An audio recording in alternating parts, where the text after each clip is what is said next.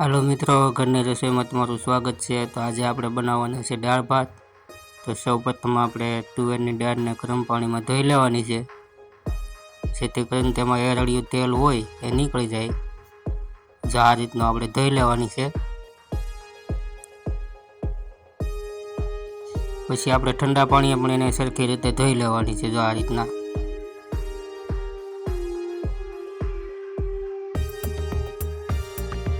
પછી તેને આપણે ગરમ પાણી થઈ ગયું છે એમાં નાખી દેવાની છે।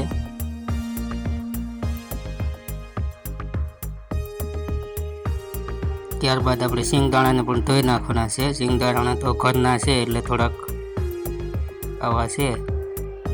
પછી તેને આપણે દાળ બફાતી હોય એમાં નાખી દેવાના છે। ત્યાર પછી આપણો મસાલો સુધારી લેવાનો છે। સૌપ્રથમ આપણે નાની મરચી નાખવાની, લીંબુ, ટમેટું અને આદું, આ બધું આપણે સુધારી લેવાનું છે। આ રીતના ઝીણા કટકટ નાખવાના છે મરચીના। મરચી આપણું સુધારાઈ ગયું છે। હવે ટમેટું સુધારી લેવાનું છે।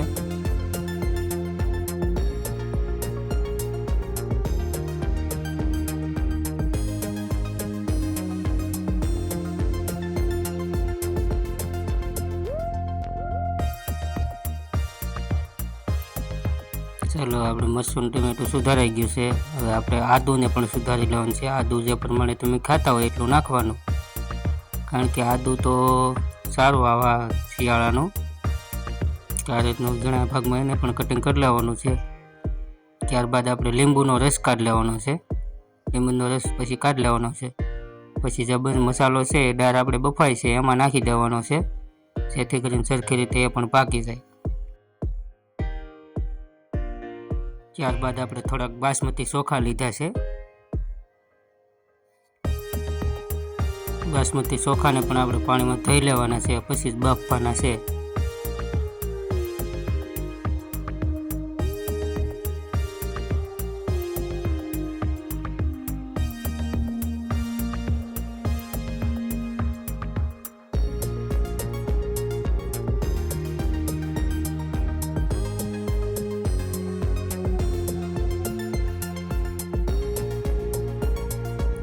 પછી વઘાર માટે મીઠો લીમડો, તેજપત્તા, લવિંગ, બાજીયા, આ બધો મસાલો લઈ લીધો છે। લીલી કોથમરી છે। લીલી કોથમરી તો આપણે દાળમાં જ નાખી દેવાની છે પહેલાં, જો આ રીતના। ચાલો, આપણી દાળ બફાઈ ગઈ છે અને એક વાસણમાં અલગથી આપણે કાઢી લઈશું। જો આ રીતની આપણી દાળ બફાઈ ગઈ છે। ત્યારબાદ એમાં આપણે હળદર નાખી દેવાની છે।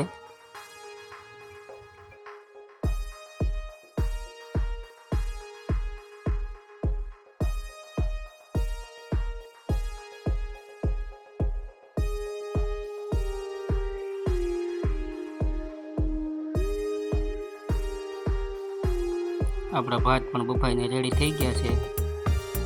જો આ રીતના પછી એને એક ઝારા વડે કાઢી લેવાના છે અલગ થામમાં। એક ઝારાની મદદે કાઢી લેવાના છે આપણે। જો આ રીતના પાણી નીકળી જવા જઈને આપણે જો તૈયાર છે ભાત। ત્યારબાદ આપણે દાળ પછી વઘારી લેવાની છે। સૌ પ્રથમ એક તો પહેલાં તેલ રેડી અને ગરમ કરવાનું છે પહેલાં। પછી તેમાં આપણે રાઈ નાખી દેવાની છે। રાઈ પણ સરખી રીતે પાકી જાય પછી તેમાં જે આપણે મસાલો લીધો તો એ નાખી દેવાનો છે।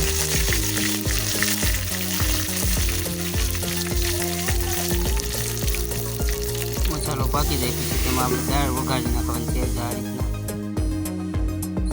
આપણે દાળ વઘારાઈ ગઈ છે। પછી તેમાં ધાણા જીરું પાવડર નાખી દેવાનો છે। પછી જેમાં આપણે લીંબુનો રસ છે તો એ નાખી દેવાનો છે। ત્યાર પછી થોડીક ખાંડ નાખવાની છે, કારણ કે એનો સ્વાદ ખાંડ નાખે પણ ચટપટો થાય છે। તૈયાર છે આપણી જુઓ દાળ। તો વિડીયો ગમે તો લાઈક કરીને શેર કરી દેજો મિત્રો। ચાલો દાળ ભાત ખાવા, ને કોમેન્ટ કરી નાખજો, અને ચેનલમાં નવા હોય તો સબસ્ક્રાઈબ પણ કરી લેજો, જેથી કરીને તમને અવનવી વાનગીઓના વિડીયો જોવા મળે।